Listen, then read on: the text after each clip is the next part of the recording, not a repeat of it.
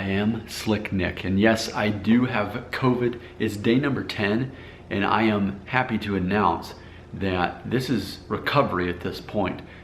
Just like yesterday, no new symptoms. If anything, I am definitely clearly on the road to recovery, and I am now seeing some of my sense of taste come back. Not so much my smell, but my taste. I'd say I'm pushing 10%. What I like to refer to it as if maybe a music video or a movie where you've seen where it was black and white, but then one color was colorized, like in Schindler's List, the little girl's coat's red. You can see one color and everything else is gray, black and white. That's how it is with taste. I can taste certain things decently. So like, for example, I just had some coffee that I put some cacao powder in there. That's how I drink my coffee, cocoa and instant coffee. And I can taste the cocoa. Can't taste the coffee, but I can taste the cocoa. So what I thought would be a good idea for this video, for anyone out there who just got COVID and lost their sense of taste, what I want to do is explain some things that I'm doing that I believe are helpful in me getting my sense of taste back. So I'm going to go ahead and share those things with you here on day number 10. So my research, of course, watching Dr. Berg, one of my favorite YouTubers, he theorizes that it's a lack of zinc that causes the lack of taste for the 80% of us who lose our taste. So men's, this was $7 for this men's vitamins thing, but because it has more than 100% of my zinc for the day, say 136%. So I'm doing that.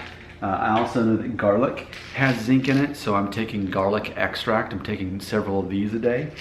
I'm also, the first real meal that I eat every day is 3 eggs, and so I'll throw in a few of these cloves of garlic in with the eggs. So I'll saute it just a little bit just so that I can be able to swallow this stuff, because this is pretty intense. So I'm doing that. That's good for it. I'm also every day eating a half a container of this kimchi, which I looked up. It's 14 servings in this container of kimchi. So it's 14 ounces, and it's 14. So an ounce is the serving size, but I'm actually doing half of it, so 7 ounces, which, as far as nutrition-wise, there's hardly any calories at all in it, but it's just the sodium that I'd have to watch out for. I don't want to go over 100% of my sodium, but definitely the kimchi. What's funny about it, does it taste good? No, I've been to Korea. I know what kimchi tastes like, but I know that it is very healthy, and my body craves it every day. So I can't really taste it, but my body's craving it when I'm eating it. And so there's something to that. Just like a pregnant woman will crave certain things that her body needs that she might not normally want, that's definitely what's happening here. And so I think these things can overall help. One more thing, this is what I've experienced. This is gin. Gin is made with juniper, which juniper is ultimately toxic if we were to just consume it. But when it's put in alcohol like this, it can actually be very good for congestion. So I've been doing about 2 ounces every night as I'm getting ready for bed. Not only would that help get me to sleep better too, but again, I believe specifically the juniper that's there in the gin helps speed up the recovery process. So whereas a couple of days ago when I had realized that I lost my sense of taste, I thought, oh no, will I ever get it back? Because some people, even when they get it back, then it goes away again. Well, I'm going to be focused on continuing to really up my my zinc intake, which that reminds me, one more thing I'm doing throughout the day is doing the elderberry syrup as well. So those are things that I have found to be helpful to me. Considering today is day number 10, I'm getting some of my taste back now, whereas I was expecting it to be day 14 before I would get it back. But granted, again, I've only partially got it back, and I guess the real test will be here in a few minutes, or here in a little bit when I have my kimchi. I don't eat any food until the afternoon begins. I do intermittent fasting.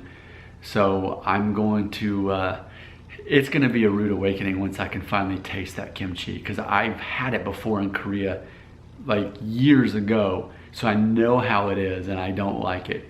So, but that's the good, the good and the bad news is that oh no, I have all this kimchi I need to eat and I can't stand it anymore. Well, the good news is now I can taste again. That would be the theory. Until then, I'm gonna keep eating the kimchi.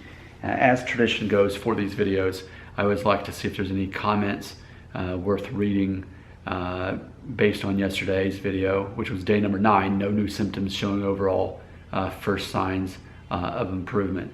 So I had 104 views on yesterday's video, 5 comments and 4 thumbs up, and no thumbs down. I think that's the second day in a row where no one disliked the video. What's to dislike anyway? Someone being honest and saying they have COVID. So Alicia Miller says, hope you get well soon. Thank you, Alicia. I believe Alicia has been watching my videos that I did earlier this year about having a Syrian hamster. We do have a pet hamster, and so I made several videos about that, so appreciated that. ZHD said, your voice shows improvement. I'm interested in learning more about blue pill, red pill, black pill videos. So, and that's just the concept that red pill mentality is no matter what is given to you in life, good or bad, you find a way to work around it, work with it, and make your overall version of life better instead of allowing yourself to be a victim. So that's red pill, whereas black pill is giving up on life, and blue pill means that you are worried by the perceived limitations. Instead of, again, red pill, you do something about it proactively and you find a way to be victorious. So that's what that's in reference to. So that's pretty much it for this video. Oh, I guess I should say this in closing. So I have improved enough now that finally I was able to record my new song that I've been working on for the past couple weeks called Making Up for Lost Time, which I think is very relevant for especially as I'm gaining my taste back and gaining my strength and energy back. So I was able to record that, and so in conjunction to me publishing this video, you'll also see that song, Making Up for Lost Time, as well as my accompanying video where I explain what inspired me to write the song. So if you have not seen any of my videos where you've seen my original music, where you hear me sing the song and play guitar, I do invite you to check that out. So I think that's very exciting that I am able to have enough energy and strength, and even my voice is back enough that I can actually sing a song and be able to do that. So that's definitely a sign of recovery there on day number 10, because again, it was 10 days ago that I first started having symptoms, and on that same day I got the confirmation from the doctor, the documentation showing that I definitely have COVID. But man, day number 10, 4 more days after this, and hopefully in theory I'll be pretty much done. And most importantly, I'm hoping for having 100% of my taste and smell back. So I'm gonna keep eating and drinking these things that I mentioned in the video, and hopefully you can find some help in that too if you're currently suffering through these symptoms of COVID. Thanks for watching. Your comments belong right here.